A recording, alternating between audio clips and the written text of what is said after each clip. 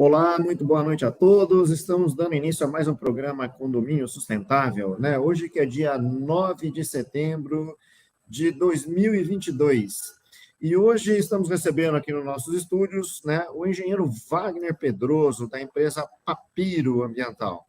O Wagner, que ele tem aí uma experiência bastante grande aí na área de resíduos sólidos, né?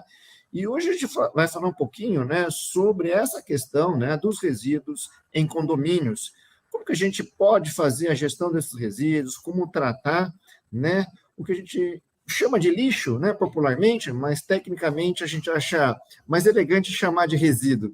Afinal de contas, isso aí tem algumas diferenças, né, dos tipos de resíduo, e a gente vai falar isso ao longo do programa de hoje, tá? E lembrando que o nosso programa, né, tem o patrocínio, né, da empresa Seven Lab Soluções Ambientais Integradas e o apoio, né, do Fórum Brasil de Gestão Ambiental, o evento aí que é um dos maiores eventos ambientais do país e que tem uma próxima edição aí já prevista aí para o ano de 2023. Também, obviamente, falando aqui, né, nós estamos dentro da plataforma da TV Síndico Online, que então é a promotora, é a realizadora aí, desse nosso programa. Wagner, bem-vindo ao nosso programa, muito boa noite. E eu vou passar a palavra aí para você, para que você possa se apresentar rapidamente e a gente começar a entrar no nosso tema aí, que é de grande interesse aí para o nosso público condominial aí de todo o Brasil. Bom, em primeiro lugar, muito boa noite, obrigado pelo convite, agradeço a você, Rogério, a Ávila, que também fez aí o intermédio, ao bastidor, que é o Sérgio, que está aí por trás das câmeras do programa, que é super importante aí para dar o apoio. Então, primeiramente, meu obrigado. Obrigado a vocês que estão assistindo. Esse tema é um tema que parece simples, né? Quando a gente vai discutindo sobre essa questão, o Rogério já trouxe uma cerejinha, que é a diferença de resíduo e lixo, né? Por que eu preciso saber de algumas denominações? Porque a legislação, na hora que ela aperta, ela entra nesses termos e aí a gente fica um pouco perdido. Mas é assim, não precisa fazer nenhum pós-doutorado, não é isso. O que eu quero dizer assim, se a gente tem um tratamento com os resíduos do nosso condomínio, da nossa empresa, até da nossa casa, que tem que ser muito cuidadoso.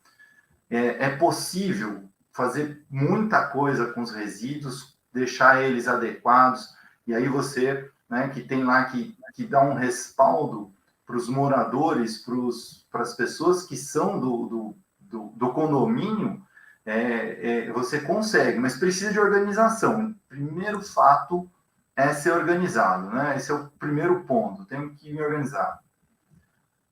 Acho que esse é o começo, né? Tem bastante coisa aqui, dependendo do lado que for, aí a gente pode discutir muita coisa. Legal. Wagner, vamos começar falando aqui, então, né, contextualizando aqui para o nosso público, né? Afinal de contas, né? Resíduo. A gente colocou o tema aqui, né? Gestão de resíduos em condomínios, né? Como é que a gente caracteriza, o que caracteriza um resíduo? Explica para a gente um pouquinho desse conceito, né? Afinal de contas, a gente durante muito tempo misturava tudo dentro de um saco preto, né? Colocava na rua e o lixeiro levava isso, sabe-se lá para onde, né? A maioria dos municípios brasileiros aí não tinham nem aterros controlados, jogavam realmente esse resíduo aí nos famosos lixões, né? E que realmente causavam problemas muito sérios ao meio ambiente. E, aliás, ainda causam, né, em muitas regiões aí, do nosso país. Conta um pouquinho dessa história, então, para a gente. Afinal de contas, o que é esse resíduo, né, o resíduo urbano que a gente fala, o RSU, né? Explica para a gente aí, contextualiza isso para a gente, os tipos de resíduos e como a gente pode tratá-los. Bom, a legislação brasileira, ela vem apertando o cerco. Ela começou faz pouco tempo, 1950, tá? Para começar. Então, quando eu penso que era proibido poluir as águas, né, no Código Legal, então desde lá é proibido a questão do lixão. Então, no raciocínio inverso eu tenho que cuidar bem do meu lixo, do meu resíduo. E aí, nesta sequência, assim, eu, como gestor de qualquer CNPJ, de qualquer empresa, eu tenho responsabilidade do que sai da minha empresa, e aí eu olho um cercadinho, eu posso pensar um cercadinho, e esse cercadinho pode ter 3 casas, pode ter 10, pode ter 1.000, né, como um prédio, pode ser uma indústria, pode ser um condomínio misto, o que seja. Eu preciso entender muito bem o que tem dentro do meu condomínio, dentro da minha empresa, e para onde isso está indo.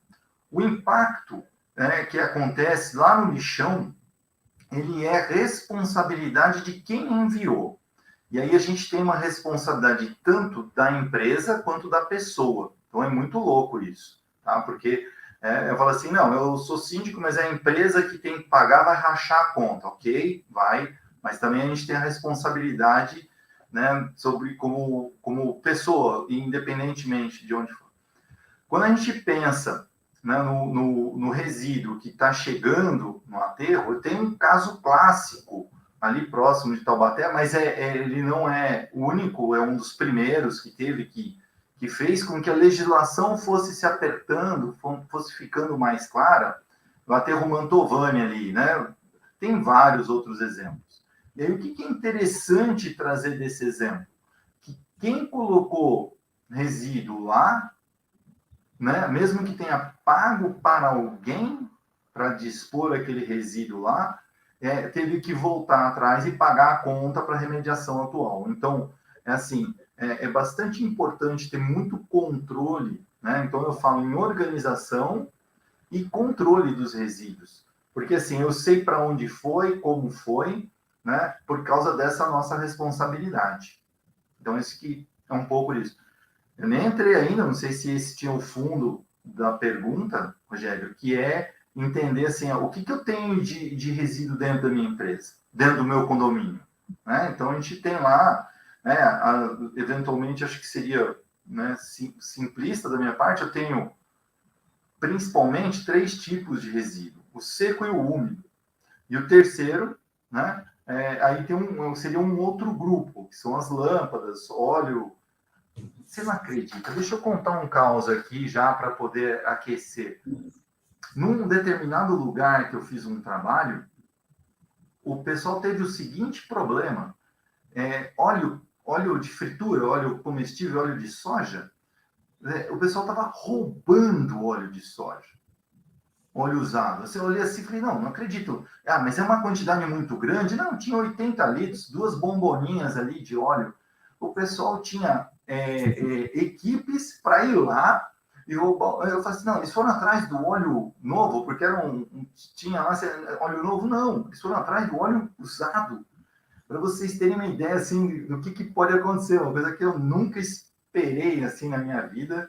Vou roubar metal, sucata metálica, latinha de refrigerante, isso eu já vi muito. Mas entrar para roubar o óleo vegetal, isso foi surpresa para mim.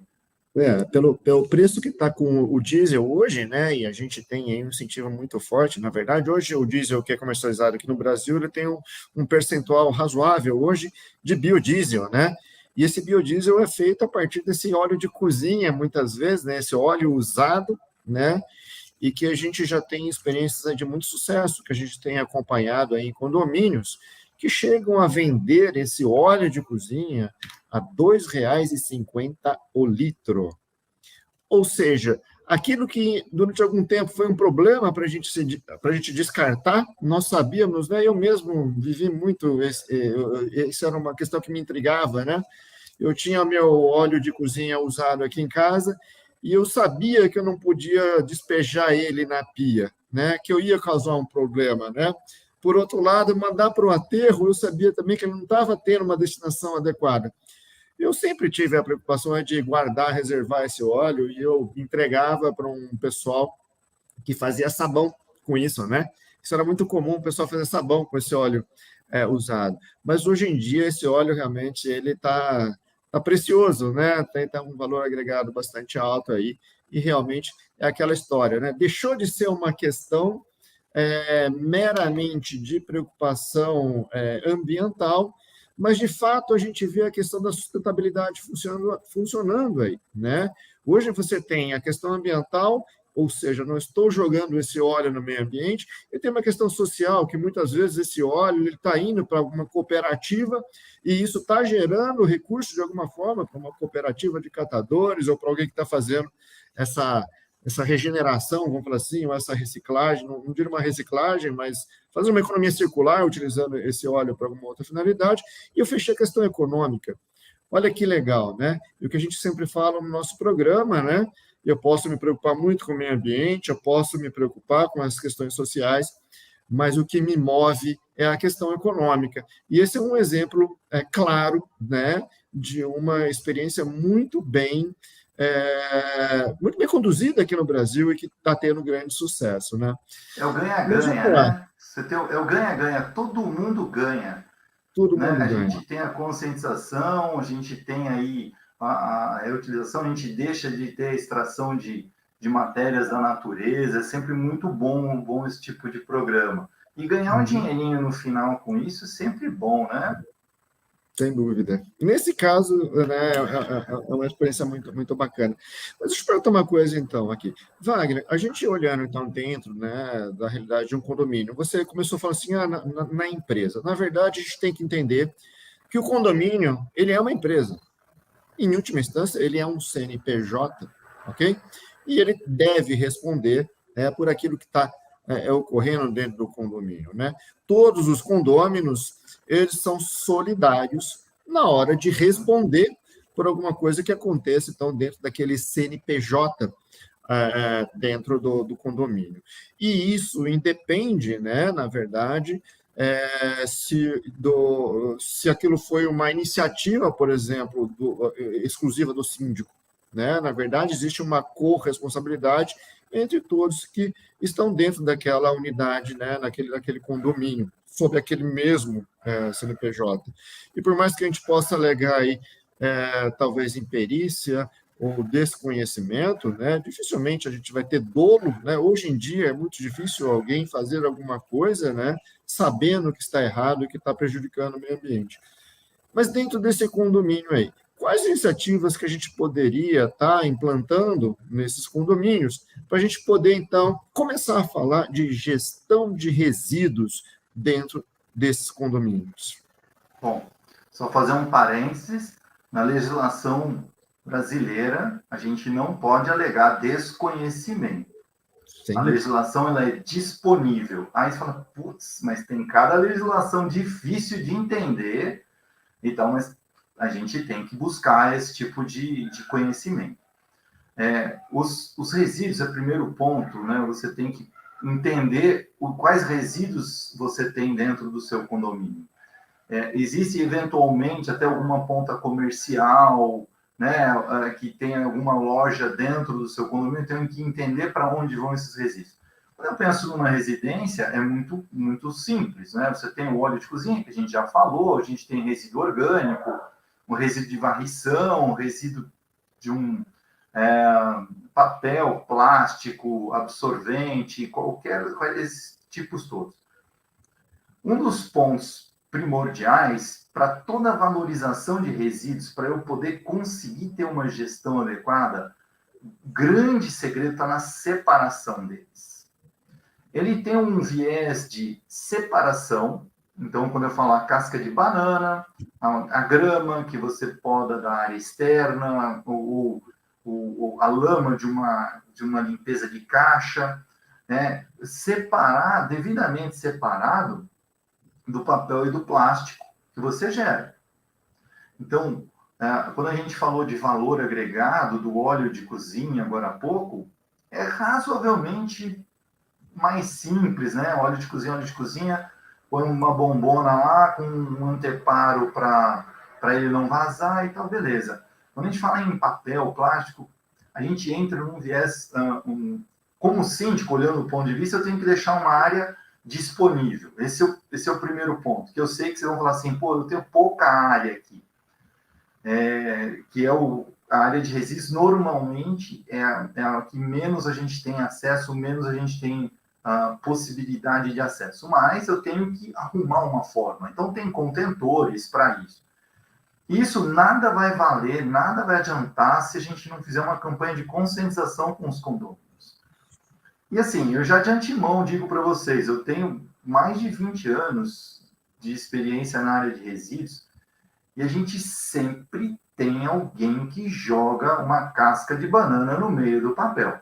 Então, assim, eu sempre comento isso. Não adianta, é uma frustração de todo mundo que implanta a dita coleta seletiva. Sempre tem alguém que faz essa maldade no nosso programa. Você investe, você contrata palestrante, coloca banner, sempre tem alguém. Esse é o lado ruim. O lado bom é que cada vez que você conquista os moradores, tem um pessoal que vem ficando bastante exigente nisso, você vai criando adeptos, vira um negócio muito legal, discussão sobre isso, as crianças participando. Sempre vai ter aquele que é do contra, né, que acaba fazendo uma besteirinha, mas a gente tem que entender que isso acontece. Então, eu preciso dessa separação. Então, eu preciso de separação dos resíduos, disponibilidade do local, com contentores, com tanques, o que quer que seja. Preciso conscientizar as pessoas. Então, eu não tenho trabalho sem isso, né?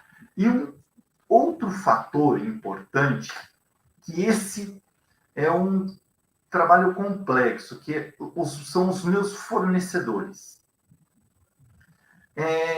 O link, ele é todo entrelaçado aqui. Por quê? O fornecedor, ele tem uma rotina de coleta. Se ele vier coletar uma vez por semana, você vai ter que ter um contentor ou espaço para uma vez por semana. Se ele vier 2 vezes por semana, poxa, então eu ganhei um espaço aqui, né? E tem, às vezes, fornecedor, que é o coletor do lixo, que pode ser o orgânico, que é o RSU, muito bem colocado, que é o resíduo de papel, de plástico. Eu dependo de quanto em quanto tempo ele vem. Isso tem às vezes ele pode pagar mais ou pagar menos, isso, mas aí vai depender do que eu tenho de área. Tem condomínios que tem uma área abundante. E aí eu fico tranquilo. Uma vez por semana o cara me paga melhor. E esse desenvolvimento, ele não nasce do dia para a noite. Você vai desenvolvendo parceiros. Então, nem sempre aquele que te paga melhor é o que te atende melhor.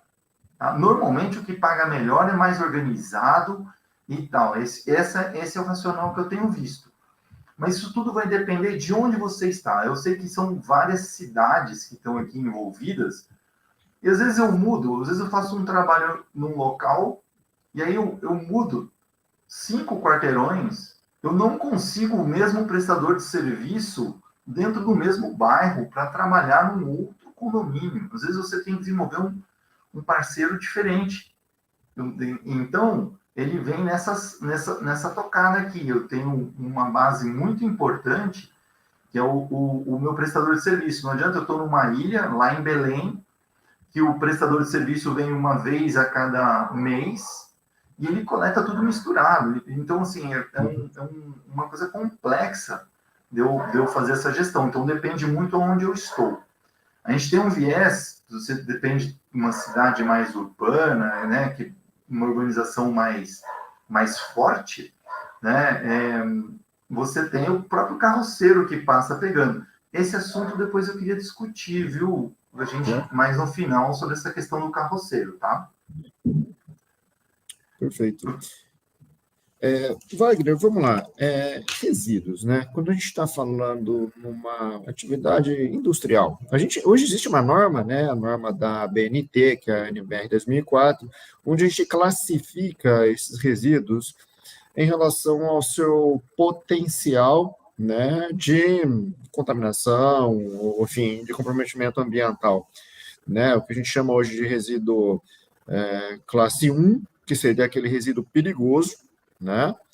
Que a gente vai incluir aí uma série de produtos, né? Por exemplo, químicos, né? Hoje um medicamento vencido, ele é classificado como um resíduo classe 1, ele é potencialmente, né, perigoso ao meio ambiente.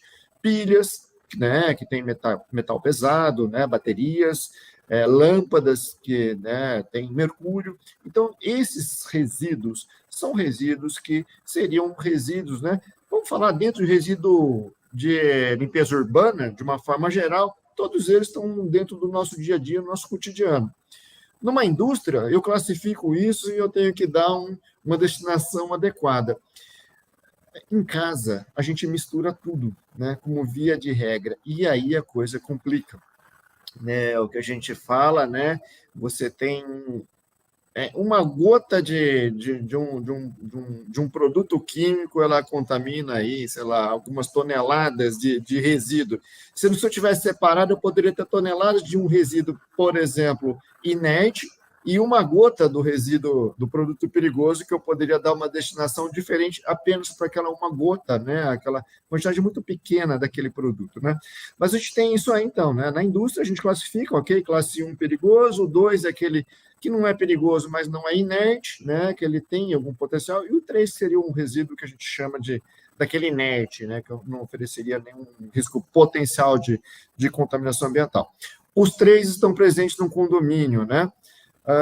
Como é que a gente consegue tratar isso aí? Por exemplo, um resíduo classe 3 aí, clássico, que é aquele resíduo da reforma do apartamento, né? Como é que eu trato isso? Hoje a gente...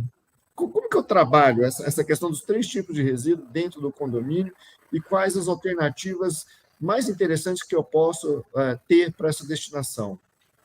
Bom, você tem, quando você fala do entulho de construção civil, né, esse resíduo da reforma, aí você tem que ver um pouquinho o regramento do condomínio. Tem condomínio que disponibiliza a caçamba, tem condomínio que o próprio morador tem que buscar isso. Sempre tem que ser da forma legal. Se o morador contratou, ele é o responsável por isso. Principalmente o que eu acho que a melhor mensagem aqui é direto para o síndico.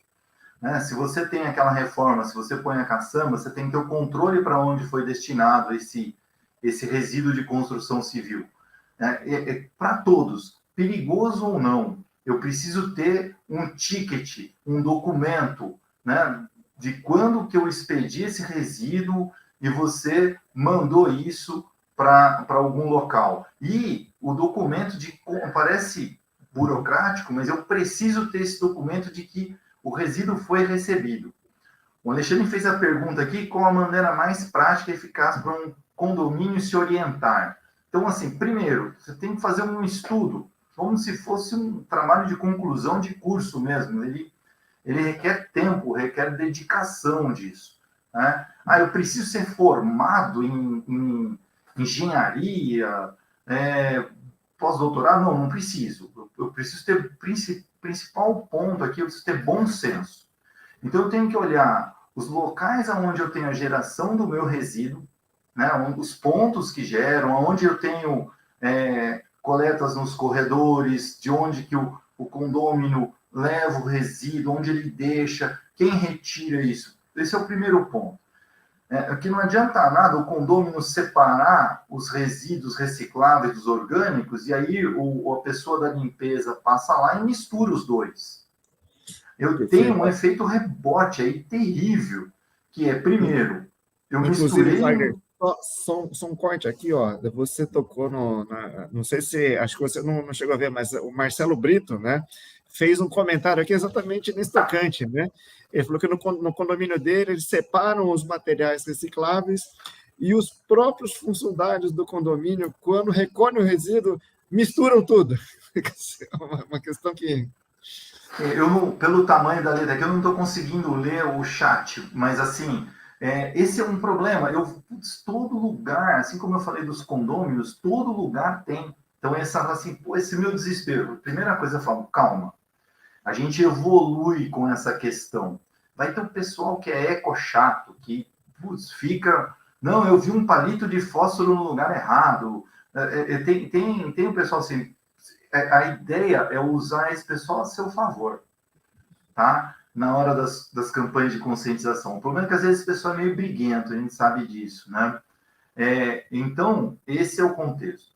E aí o Marcelo colocou que tem a lixeira, mas o caminhão da coleta mistura tudo. Então, eu preciso... Outro Marcelo, Outro Marcelo Marcelo. Luiz Eu ou vi que Pose entraram aqui? alguns Marcelos aqui, era um São dois pré-requisito. Marcelos ali. O primeiro ponto, se o funcionário, né, eu tenho aí, né, 3 pontos delicados. Primeiro, que é o condômino, né, a pessoa que gera, ela tem que separar isso, né, nasce ali, né. Eu tenho um segundo ponto, que é o funcionário, né, que mistura, e aí a gente tem a questão da orientação, porque normalmente uma pessoa da limpeza é uma pessoa de menos instrução, a gente mora num lugar legal e essa pessoa mora num lugar que nem coleta de lixo tem. Ele simplesmente coloca o saco de lixo lá e ele magicamente some. Então, às vezes, a pessoa da cultura dela é isso. Então, eu tenho que explicar e trazer isso para aquele lugar. E a questão do caminhão coleta tudo é porque na sua região, provavelmente você não tem a coleta seletiva, que seria, em alguns lugares você tem o dia da coleta do úmido, né, que é o resíduo sólido urbano, e tem dia que é o dia da coleta seletiva. Eventualmente a prefeitura tem isso. Então assim, pô, mas eu não tenho aqui, a prefeitura não tem o programa de coleta seletiva. Então aí você pode fazer a sua coleta seletiva e contratar à parte uma cooperativa. Carroceiro não, tá? Carroceiro não. Depois a gente fala do carroceiro. Eu contrato cooperativa que tenha licença ou dispensa da licença, sempre com canhotinho, marcadinho direitinho, né? Com recibo de que você mandou aquele plástico e tal. Se o pessoal tirar custo zero, você já está ganhando, tá? Então, num primeiro momento, se você está desenvolvendo o seu programa, custo zero, o cara só tira aqui, eu não ganho nada. Porque o pessoal tem também uma visão de que, eu gerei papel e plástico, madeira tem valor. Nem sempre. Sim. O custo logístico, às vezes, inviabiliza isso. Né? Então, se eu não tenho, como foi o que o Marcelo comentou aqui, que mistura tudo, eu vou ter que, né, dar um trabalhinho a mais aí, né, montar isso paralelamente. Tá? Acho que explicamos isso. Agora você falou dos resíduos perigosos. Tá aí uma coisa difícil mesmo de gerenciar. Eu vou ter que pesquisar. Isso tudo depende do local. A lâmpada. Se a lâmpada é de mercúrio, ela tem uma destinação. Aí a gente tem as lâmpadas de LED hoje.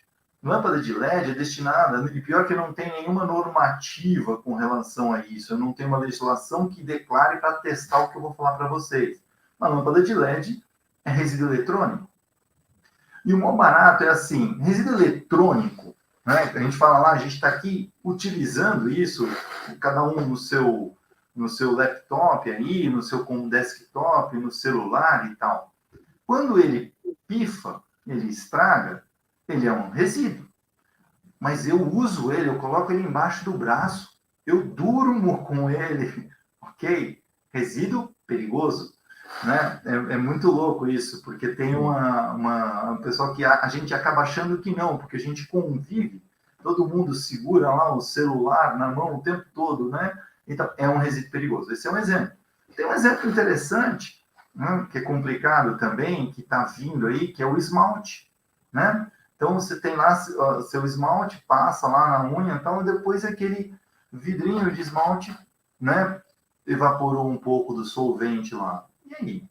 Existem já instituições que fazem cooperativas que coletam esses esmaltes. Então, para cada item, eu demando uma pesquisa, demanda estudar o que tem, como que está, como é que eu vou fazer a destinação. E vai depender de eu ter o prestador de serviços. No sul, em Paraná, naquela região, se eu não me engano, tem as 5 Marias do Entulho. Montaram uma cooperativa do entulho. É muito interessante. E aí elas fazem esse tipo de coleta. Né? Tem vários segmentos possíveis aí. Não tem uma resposta definitiva, porque depende aonde eu estou, depende quais são os meus fornecedores, aonde tem e como é que eu faço isso. Isso é para qualquer CNPJ, para a indústria também. Essa dificuldade. Outro dia eu estava assessorando uma indústria, ela tinha meia dúzia de pallet de madeira. Ela não pode entregar para o carroceiro, porque o carroceiro não é homologado. Apesar de a gente ficar com dor no coração, eu não posso trabalhar com carroceiro. Se você está trabalhando num carroceiro, quietinho, muda a sua destinação. Ele não tem licença da prefeitura. Se há uma fiscalização municipal, né, e pegar o resíduo do seu condomínio lá, que você mandou descobrir, você pode ser autuado. Vou dar um exemplo. Eu trabalhei com uma empresa e a empresa é CNPJ, o mesmo valor tem para um condomínio, e eles destinaram uma meia dúzia de computadores. A empresa pagou para receber os computadores, pegou os computadores e no quarteirão de trás jogou numa caçamba de lixo.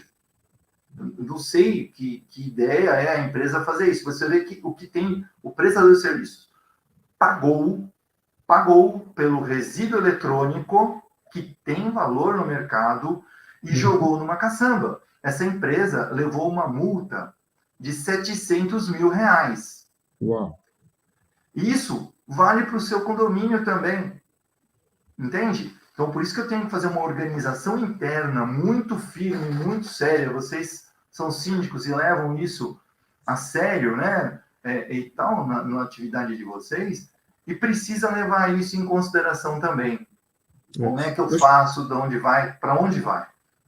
Acho que essa questão, né, legal, acho que ela é muito importante, né? Na verdade, muitas vezes a gente acha que está fazendo uma boa coisa, mas está fazendo um grande desfavor, às vezes, para um carroceiro, né? Pensa na situação de um pallet de madeira, né? O pallet de madeira, normalmente, ele é tratado com produtos químicos para não pegar cupim. Olha só, e esse sujeito ele vai usar muitas vezes essa madeira para cozinhar em casa, né? Eu já tive situações aí em indústrias que estavam usando esses pallets de madeira para queimar, né? Achando, não estou queimando óleo, mas estou queimando serragem, eu estou queimando pallets de madeira, que isso é mais sustentável. E quando a gente foi fazer um monitoramento das emissões atmosféricas nessa chaminé, a gente achou uma série de compostos, né, químicos, né, orgânicos, voláteis, que não poderiam estar sendo lançados na atmosfera, né? Então, a questão é um pouco mais complexa, né? Nós já estivemos conversando aqui no nosso programa também, né? Tivemos um programa falando sobre a questão da certificação, homologação, né? Certificação ambiental, entre os vários temas, mas aquela questão, né? Eu tenho que ter um certificado, eu tenho que ter um fornecedor, um prestador de serviço homologado, que vai retirar o meu resíduo, né, no condomínio e vai me dar depois um documento, né, atestando que aquele resíduo teve uma destinação adequada. Se fosse para recomercializar, por exemplo, um produto que tinha algum valor para reciclagem ou para qualquer outro tipo de destinação. Existem também duas questões aqui. A reciclagem, de uma forma geral, os produtos que têm algum valor agregado, a gente vai conseguir, vamos dizer assim, então, ter alguém que compre, entre aspas, aquele resíduo, ou que, no minimamente, venha retirar e não me cobre nada, né? Mas tem os resíduos perigosos, que é uma outra questão, que aí eu tenho que pagar para alguém levar, né? Wagner, a sua experiência aí andando, né, trabalhando com resíduos, andando por todo o Brasil, a maioria dos municípios, né, hoje a gente paga um imposto, né, que garante essa coleta, vamos assim, desse resíduo domiciliar na maioria, enfim, dos imóveis, assim. Existem alguns limites, né? Fala um pouquinho para a gente sobre essa legislação, até que momento, né, o Estado, né, o serviço público é responsável por aquele resíduo, a partir de que momento eu tenho que pagar por aquilo. Explica um pouquinho melhor para a gente isso aí, em termos legais. Você falou um pouquinho, o pessoal fala um pouco da taxa do lixo. É assim, você paga, pode estar embutido no seu IPTU, pode estar escondido, camuflado. Se passa um caminhão com o coletor de resíduos atrás dele lá pendurado, você está pagando. Primeiro ponto, não vem nada de graça. Exatamente. Né? Pode ser que você está morando em questão de, eu moro numa comunidade, eu não pago imposto. Tudo bem, mas alguém está pagando. Isso tem na legislação, tem os consórcios públicos, isso tem um regramento aí interessante. Então, isso é pago, né? Quando você tem o contexto do condomínio, a questão das quantidades, existe um regramento. Quando eu falo regramento, é uma legislação, né? Que pode ser municipal ou federal. O Estado normalmente não coloca esse tipo de regras. Às vezes, sim. E aí, de novo, eu tenho que ver aonde eu estou situado. Tem cidades, como a cidade de São Paulo, ela tem lá que ela diz o seguinte: o grande gerador ou o pequeno gerador. Então, se eu gero mais de 200 litros por dia, né, por empreendimento comercial, eu sou um grande gerador, eu tenho que pagar por isso. No regramento da cidade de São Paulo, o condomínio, né, ele não precisa pagar por isso, pelo resíduo sólido urbano, não pensando no perigoso, tá? Isso na cidade de São Paulo. Quando eu vou para Diadema, que é próximo, ele já tem um entendimento um pouquinho diferente ali, tá? Continua os 200 litros, né? Tem 200 litros, 50 quilos, 200 litros, 60 quilos, tem umas mudanças lá. Diadema, acho que são 120 litros, não lembro exatamente, mas eu preciso procurar no regramento. Quando eu vou olhar grande gerador em Goiânia, é 120 litros, 130 litros. Então, eu tenho regramentos, conforme o município, distintos, que aí dizem se você é um grande gerador ou não. Se você é um grande gerador, automaticamente a prefeitura não é obrigada a coletar seu resíduo. E aí você tem que fazer essa gestão do seu resíduo. Você vai ter que contratar todo mundo. E digo mais, né, no caso de Goiânia, que hoje inclusive liguei para o pessoal da prefeitura lá, os condomínios residenciais pode ter só meia dúzia de casas ali dentro daquele condomínio. Vertical, horizontal, tanto faz. Tem que ter plano de gerenciamento de resíduo, tem que fazer um cadastro na prefeitura e tem que identificar os documentos. Então, você vê que cada município tem uma regra diferente. Esse contexto é ruim? Por um lado, é ruim, porque eu não tenho uma regra totalmente clara. Por outro lado, é bom, porque eu vou ter uma situação em cada município distinta. Então, eu tenho uma população distinta, uma situação econômica diferenciada. Então, eu preciso estudar isso caso a caso. Então, eu tenho o grande gerador é obrigado a fazer isso, mas tem algumas cláusulas. Se você tiver num condomínio misto em São Paulo, você já passou dos 200 litros lá, você já vai ser considerado grande gerador. Tem outras reguinhas, 1.000 litros, tem que ver exatamente isso, mas tem esses encaixes. E aí você vai ter que fazer essa gestão. E aí, de novo, para onde vai o meu resíduo, como que vai? E mais, quando você ultrapassa essa faixa aí, e você é considerado grande gerador, fica mais apertado ainda consolidar na legislação a sua obrigação de fazer campanhas de conscientização interna, de toda a separação e tal. Né? Tem esse regramento aí. Acho que é isso, né, Rogério? Sim, sim. Tem uma pergunta aqui do Valdemir Antoniazzi, né? Ele está dizendo que ele tem uma dificuldade com a questão do descarte do vidro. Bom, eu vou até contar uma experiência até que eu tenho aqui. Eu moro em Campinas hoje, e em Campinas a gente uma vez por semana passa o caminhão da coleta seletiva, né? Então a gente separa, né, em casa o que é realmente o lixo, né, o resíduo que vai ser encaminhado aí para o aterro, que é o lixo úmido, orgânico de uma forma geral, né? Mas esse material que vai para reciclagem a gente deixa na rua, né, num dia determinado da semana, e é uma coisa que eu já observei. Se você deixa esse material separado, né, papelão, vidro, plástico, muitas vezes, né, passa um pessoal na rua aqui, né, antes do caminhão, eles já sabem, né, a hora que vai passar o caminhão da prefeitura, e eles passam antes. E interessante, eles levam lata de alumínio, eles levam o óleo, eles levam, na verdade, aquele material que tem maior valor agregado, né? Tem maior valor para eles no momento da comercialização. Mas eu já percebi que estão deixando, nesse momento, papelão e vidro para trás mesmo. ficam as garrafinhas, fica o papelão, e é esse justamente o material que acaba sendo coletado aí pela prefeitura, né? Não sei se no âmbito aí da Abvidro, em São Paulo, se existe algum trabalho já, enfim, para a gente tentar resgatar um pouquinho disso aqui. Não sei, Wagner, se você tem Tem. consciência de algum projeto. Cara, você me fez voltar uns 25 anos atrás agora. Eu lembro que eu fiz um trabalho junto com uma prefeitura.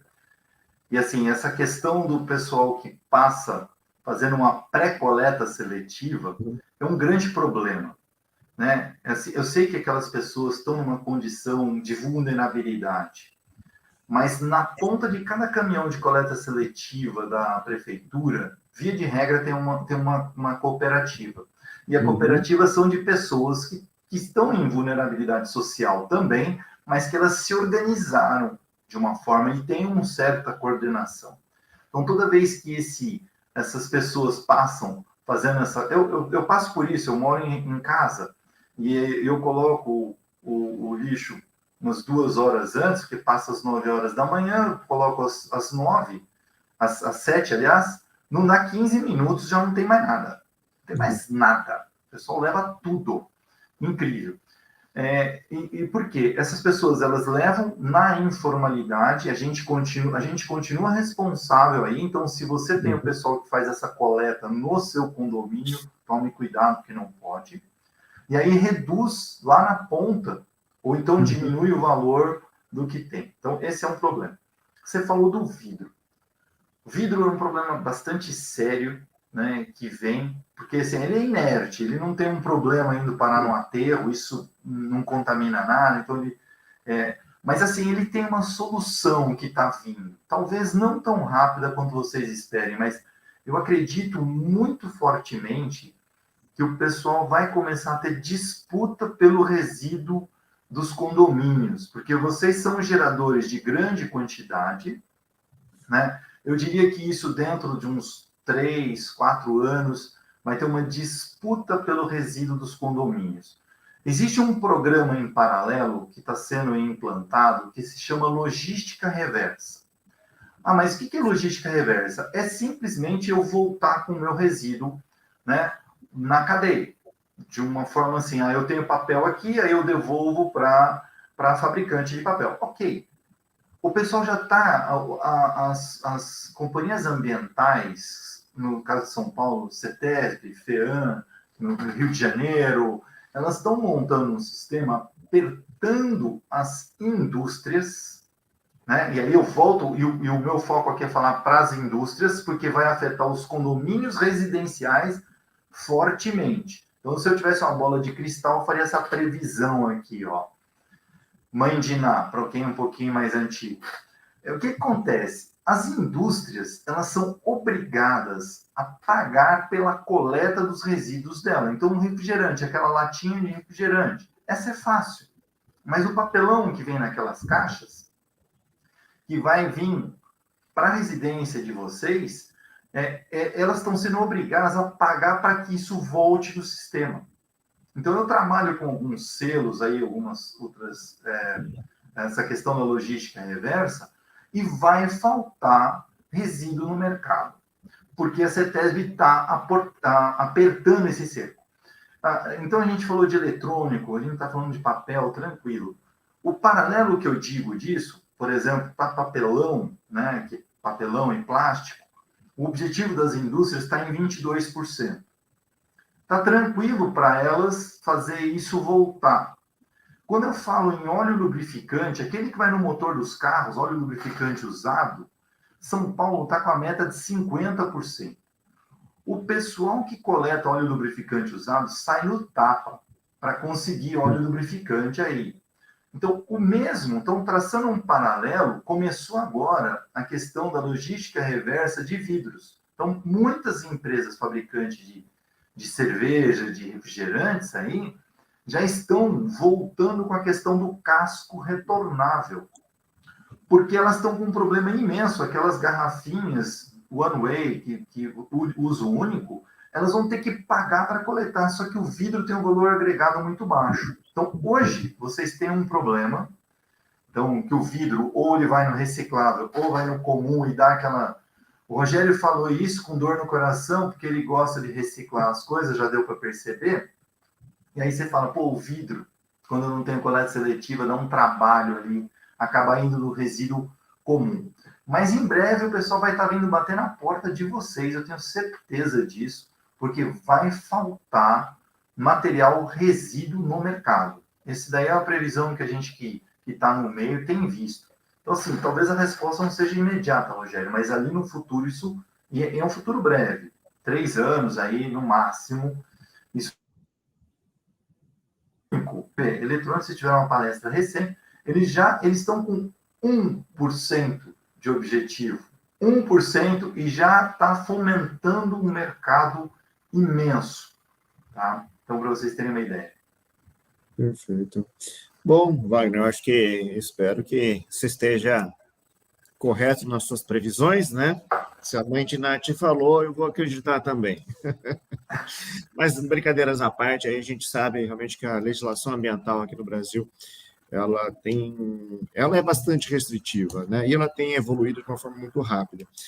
E aquela história, né? A gente também já comentou outras vezes no programa aqui, afinal de contas, né? Por que o Brasil tem uma legislação ambiental tão restritiva, né? É porque falta cultura e falta educação.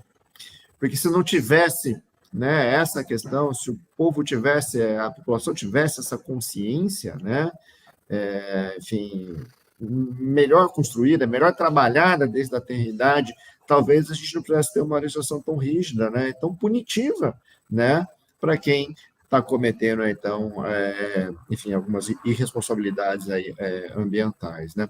Você falou do óleo aí. Eu tenho um comentário aqui. A nossa legislação ainda está evoluindo, mas quando eu comparo com países europeus, se você joga um papel no chão lá, você leva uma multa na hora. Isso aqui a gente tem legislação, mas a gente não tem aplicação disso. Exatamente. Né? Eu acho que ela está evoluindo. A punição aqui no Brasil, ela talvez é até mais severa que muitos países europeus. Isso que eu estou dizendo. Na verdade, é muito restritiva a legislação ambiental brasileira. Mas ela é assim porque ninguém está nem aí. Então, você tem que punir com muita força. Né? Por isso que ela é uma legislação tão elaborada e tão, enfim, e sempre avançando, né? Ao passo que na Europa, né, em outros países, você não vai jogar o teu lixo no meio da rua porque você sabe que você não deve jogar. Não é porque você vai ser multado. É aquela história que a gente sempre fala aqui de fazer a coisa certa pelo motivo errado, né? Infelizmente, o brasileiro ele ainda está nesse ponto. Eu acho que a gente tem, sim, essa questão de educação ambiental, que é uma questão muito crítica no nosso país e precisa ser melhor realmente trabalhada, né? E eu ia comentar só antes ali, né? Você falou do óleo de lubrificante de veículos, né? Eu lembro que no passado eu tenho uma pequena propriedade rural e aí muitas vezes você parava no posto de gasolina, eu ia trocar o óleo e você falava lá para o frentista, você consegue me arrumar um galãozinho de óleo para passar ali, óleo queimado, né? Que a gente fala para passar no morão de cerca, alguma coisa assim. E hoje em dia você não tem mais. Se bobear, o pessoal vai te querer vender aquele litrinho de óleo queimado para você, né, passar aí no morão de cerca, realmente.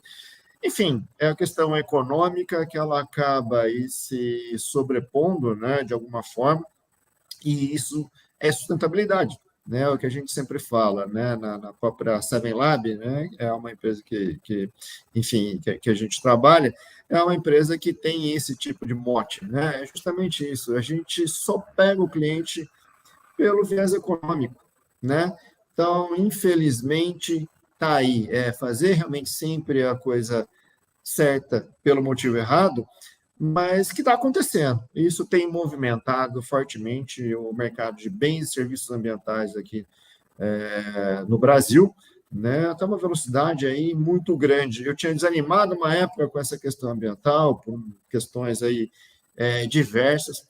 Eu tinha até saído da área ambiental, de tão desanimado que eu estive durante algum tempo. Eu estava trabalhando com biotecnologia, mas eu regressei, eu voltei para a área ambiental, porque, além de tudo, né, a gente também tem a questão aí do propósito, da missão, que eu acho que a gente tem que cumprir. Mas é um mercado que está interessante, está gerando muitas oportunidades, é um mercado que está em bastante efervescência, né? Muito bom. Bom, Wagner, a gente está chegando aqui ao limite, né, do nosso tempo. Eu sei que você tinha um monte de tópicos aí que você queria abordar, né? Você chegou a me enviar aí uma apresentação com tudo, e eu falei, né, Wagner, vamos tocando o papo e a gente vai abordando conforme for, né, a gente conseguir encaixar, a gente vai encaixando todos os temas que estão envolvidos aí. Você gostaria de colocar algum tema aqui? Acho que a gente não poderia deixar de tocar ainda. Eu acho que, assim, se você tem um recado para você, síndico, o principal ponto é, nessa gestão, até teve uma das pessoas aqui que comentou, o Alexandre, falou, a gestão de resíduos é complexa, né? Montar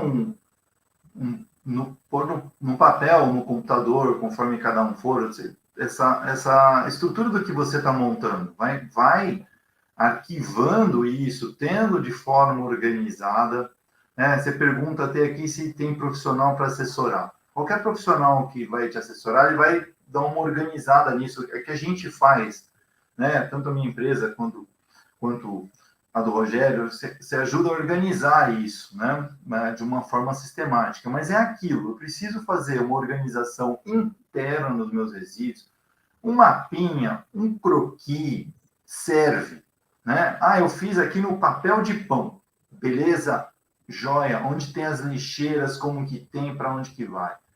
Depois você pega, né? Vai ter a seleção dos teus fornecedores, do que tem, para onde que vai isso, né? Sempre esse jogo vai valer. E com a campanha de conscientização. Fazendo isso, não usando o carroceiro, infelizmente eu tenho que falar isso, porque a legislação brasileira não nos permite isso, você consegue fazer uma gestão, né? Ela é difícil. O que você faz hoje, daqui a 2 anos, vai estar mudando tudo. Você mudou fornecedores, você vai achando, porque conforme você quantifica seus resíduos, você sabe, você fala assim, não, eu tenho 5 toneladas aqui de papel por ano. Bom, vai ter cooperativa que vai achar interessante isso, que vai ter interesse. Às vezes uma cooperativa que é do lado da outra, uma interessa, a outra não. Então é um trabalho recorrente. A gente precisa, tá vendo, né? Isso, assim como você administra a portaria, a crise, o condômino reclamando, isso aqui. Eu preciso também gerenciar isso, porque ele tem uma legislação ambiental. E você vai ver que traz lucro. E tende a trazer lucro cada vez mais, porque tem esse viés que eu comentei da logística reversa, que vai apertar, é certeza, né? Eu tenho acompanhado muito os parceiros, eu participo de câmaras técnicas aí ambientais, e o pessoal está começando a incomodar a falta de resíduos. Mato Grosso do Sul, né? No estado do Mato Grosso do Sul, saiu uma legislação lá, o Ministério Público intimou 2.000 empresas. Então, aonde tinha lá, que o pessoal elencava, não davam 10 cooperativas para você entregar seu resíduo, hoje tem mais de 200. Isso em um tempo assim de menos de 2 anos. Então, quando tem mais cooperativa, tem mais mão de obra, tem mais acesso para vocês destinarem. Como foi o caso que foi colocado aqui, junta tudo no caminhão. Dá aquela dor no coração, mas se você tem a cooperativa para fazer essa coleta, que está sendo fomentada não só pelo seu condomínio, mas pelas empresas também, então isso é uma questão de mercado, isso traz uma coisa boa para você, para sua empresa, para o seu condomínio, para você como gestor, né? E isso traz segurança também, né? Acho que, em linhas gerais, é isso. Legal. Bom, Wagner, eu compartilho contigo essa visão otimista em relação à questão ambiental. A gente, enfim, continua na luta aí, né? Fazendo a nossa parte aí e, de alguma forma, tentando influenciar né, tanto o poder público quanto a população, a sociedade de uma forma geral, para despertar então essa consciência e para que cada um saiba que cada um tem o seu papel importante nessa questão, né? Então é isso, né? A gente define sustentabilidade como basicamente, né, é a gente se desenvolver, mas sem diminuir, né, as perspectivas ou as possibilidades das gerações futuras, né? Então, a gente perdeu muito tempo, a gente está correndo, mas ainda dá tempo e a gente vai continuar aqui na nossa missão.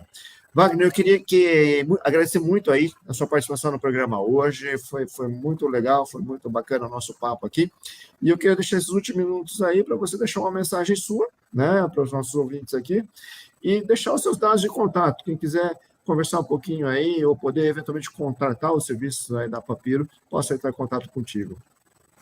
Tá bom. O Sérgio depois vai colocar meu contato aí, o celular e tal.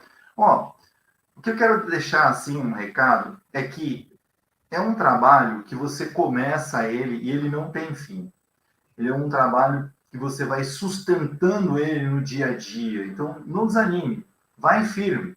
Você falou que é um trabalho otimista. Eu sou otimista mesmo. Eu acredito e o que eu tenho percebido é a legislação apertar. E um outro ponto que traz isso bom para vocês, né? Que traz opções, né? Desse ganho para vocês como gestores de condomínios.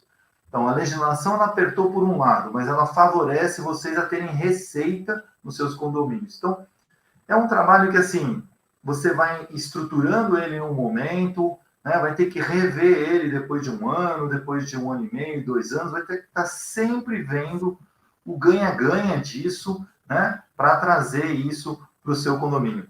É um trabalho promissor aí, que vai fazer parte. Assim como se administra portaria, limpeza de piscina, tem que administrar resíduo. E sempre que não acontece a coleta, alguém liga porque deu problema. E é verdade. Esse é o dia a dia.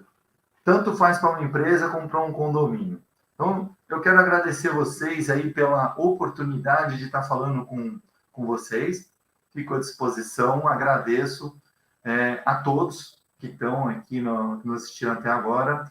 Agradeço aí, ao Rogério pelo convite, a Ávila e o Sérgio, novamente, que está aí nos bastidores aí com a gente, tá bom? Obrigado. Joia. Bom, pessoal, muito obrigado aí pela participação de todos. Então, estamos chegando ao fim de mais um programa Condomínio Sustentável e nos aguarde que em breve estaremos aí trazendo novos temas aí relacionados à sustentabilidade dos condomínios aí para estar compartilhando com todos vocês. Uma boa noite, um bom final de semana a todos. Tchau, tchau.